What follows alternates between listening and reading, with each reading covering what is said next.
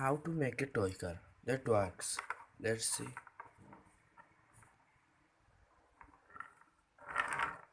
Oh, it is working. So let's see how to make it. First, take two use and throw pens. This one, this one. Join it by a big gap in the back. Use Febiquick. Use Febiquick to join it, and like this. And join to a small gap here, so the pen will become like this. But then joint